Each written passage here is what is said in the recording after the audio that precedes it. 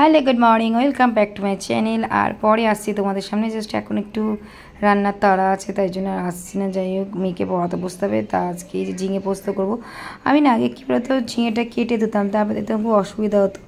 এখন দেখি যেরকম ঝিঙেটা ছাড়ি যদি ধুয়ে নিই তাহলে খুব ভালো ধোয়া হয় আর ঝিঙের মধ্যে জলও ঢোকে না। সেই জন্য এখন এই টেকনিকটা অ্যাপ্লাই করছি। ঝিঙের মধ্যে জল ঢুকে যায় না, ঝিঙেটা জল জল হয়ে যায়। ঝিঙে তো এমনি জল জাতীয় জিনিস, সবজি, তাই জন্য আমি জল দেওয়ার ভালো করে ছাড়িয়ে ভালো করে ধুয়ে নিই, যদি বা ভালো করে অনেকবারই ধুয়ে নিই। ধোয়ার পরে তারপর এবারে এই শুকনো শুকনো কেটে নিই, তাহলে দেখি বেশ ভালো হয়। এই আগের বারেও করেছিলাম, এবারে করলাম, দেখলাম প্রসেসটা বেশ ভালোই লাগে। তা সেই সুবিধার জন্য এরকমভাবে করা শুরু করে দিলাম। আর যেগুলো কাটা আছে সেগুলো আর একটা জায়গায় রেখে দিয়ে আর বাদ বাকিগুলো কেটে নেবো। কেটে নিয়ে রান্না বসাবো। এদিকে আলু ভাজা বসিয়ে এসেছি, মোটামুটি আলুটা ভাজা হয়ে এসেছে। এগুলো না করলে আমি ছাদেও যেতে পারছি না, জামা কাপড় মেলতে। একে বৃষ্টির ওয়েদার, তাড়াতাড়ি মেলতে হবে, কিন্তু এগুলো আসলে আলুটা মোটামুটি ভাজা হয়ে গেছে। এবার ঝিঙেটা না দিলে না অনেকটা সময় লেগে যেতে আছে। মানে ঝিঙেটা তো ছাড়ানো আছে, জাস্ট ফটাফট কাটবো আর দিয়ে দেবো। তেলটা দিয়ে একটু তেল দেবো, আর একটু বেশি করে তেল দিয়ে কালো জিরে দিয়ে কালো জিরে ফোড়ন দিয়ে আর দিয়ে দেবো। সেই জন্য খুব বেশি সময় লাগবে না, তাই জন্য তাড়াতাড়ি কেটে নিই ফটাফট। আর দেখবে এরকমভাবে কেটে দেখবে সুবিধা হবে। ওরকম ছাড়িয়ে কেটে কেটে ধোয়ার থেকে এরকম বেশ পিস পিস করে নিয়ে ছাড়িয়ে ধোয়ার পরে বেশ সুবিধা হয়, আমি দেখলাম, তাই জন্য আমি এরকম করলাম। আগে আমি এরকম করতাম, কিন্তু এখন বেশ এরকম করার পরে ঝিঙেটা বেশ শুকনো শুকনো থাকে আর বেশ সুবিধা হয়, তাড়াতাড়ি হয়ে যায়, তাই জন্য ফটাফট এরকমভাবে আমি করে নিলাম। ঠিক আছে, চলো। তো ঝিঙে এই যে আমার কাটা মোটামুটি কমপ্লিট হয়ে গেছে। চলো এবারে ঝিঙেটা করে নিই। আর এদিকে আলু ভেজে রেখেছি, চন্দ্রমুখী আলু, বেশিক্ষণ ভাজতে হয় না। এই যে কড়ার মধ্যে কালো জিরে ফোড়ন দিয়ে দিয়েছি, কাঁচা লঙ্কাটা দেবো না, কেন বলছি দাঁড়াও। ঝিঙেগুলো দিয়ে দিই ভালো করে, সুন্দর করে ঝিঙেগুলো দিয়ে দিলাম।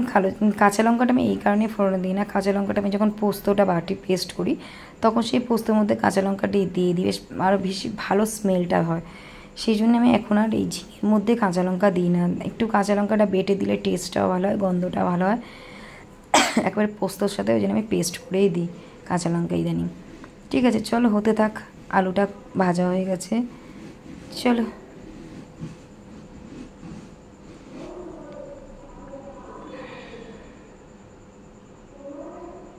আলুটা চাপা দিয়ে যাই, ছাদে জামা কাপড় এবারে মেলতে যাব। এক বালতি জামা কাপড় মোটামুটি রয়েছে, ভাতের ফ্যান উপর দেওয়া হয়ে গেছে। সরি, এত কাশি হয়েছে কি বলবো। যাই হোক, চলো কাঁচাটা মেলে দিয়ে আসি ফটাফট, নাহলে শুকাবে না। শুকাবে তো না জানি, যাই হোক এই যে কাঁচাগুলো রেডি করে রেখেছি, মেলতে যাব, চলো।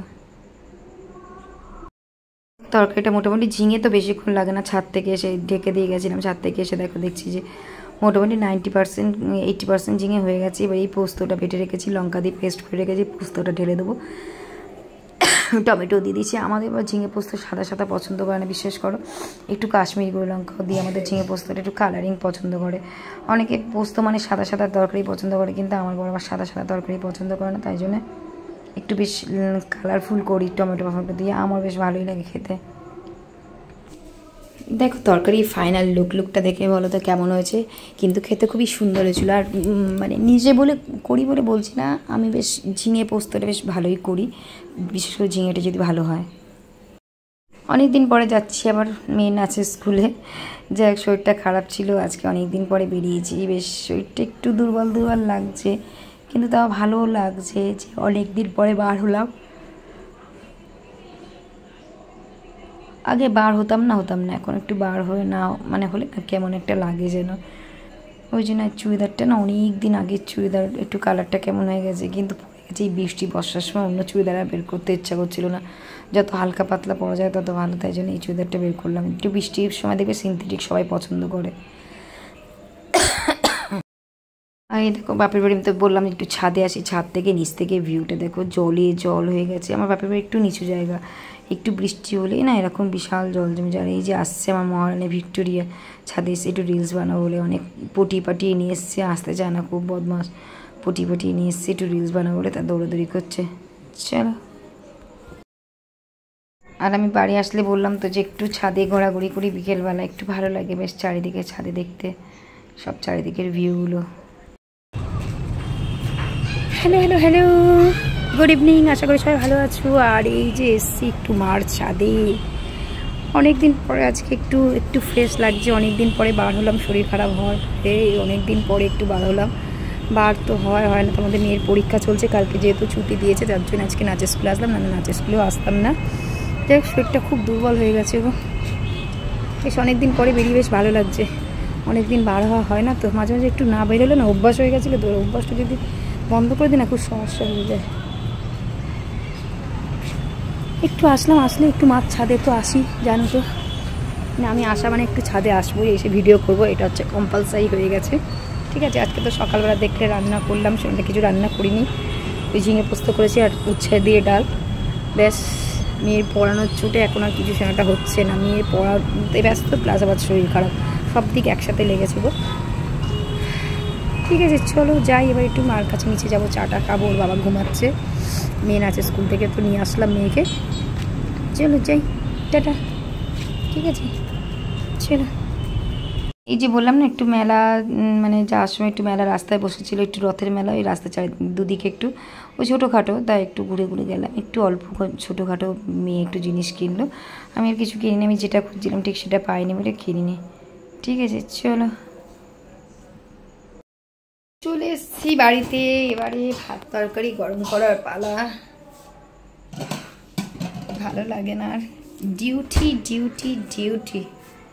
ভাতটা গরম বসায়, তারপরে দেখি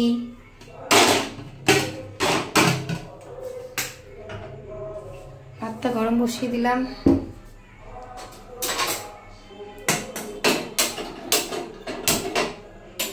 তরকারিটা বের করে নিই, ঠান্ডা ঠান্ডা না থাকে। মেয়েটার পরীক্ষা, পড়াবো মেয়েটা, ভালো লাগে না, শরীরটা আমার জন্য কেমন একটা হচ্ছে, ভালো লাগছে না। এই যে ডাল, উচ্ছে দিয়ে ডাল, আমি খাবো না ডাল, ওর বাবা খাবো। বিয়ে করা, এই যে ঝিঙে পোস্ত করেছিলাম, যা আছে মোটামুটি হয়ে যাবে। এটা ডিমের অমলেট করলে একটা করে হয়ে যাবে, অসুবিধা নেই, চাপ নেই। ঠিক আছে, এই পর্যন্ত শরীরটা একদম ভালো লাগছে না। যাই হোক, এবার একটু ভিডিওটা এডিট করব, আর মেয়েকে ভাবছি একটু পরে পড়াতে বসবো। অনেক দিন পর আজকে বেরিয়েছি, একটু মেলায় গিয়েছিলাম, কিন্তু মেলাটা খুব একটা বড় না, অল্প জাস্ট রাস্তার মধ্যে ওই রথের মেলা যে বসে, অল্প জাস্ট বসেছে, কিছুই কিনিনি। একটা হার খুঁজছিলাম কিন্তু সেই হারটা পেলাম না, ছোট্ট মেলা তো, খুব বেশি কসমেটিক্সের দোকান বসেনি, তাই জন্য কিনলাম না। শরীরটা ভালো লাগছে না, থাক পরে দেখা যায়, বড় মেলা হলে যখন যাবো তখন যদি পাই তখন কিনবো, তাই জন্য চলে আসলাম। ঠিক আছে চলো,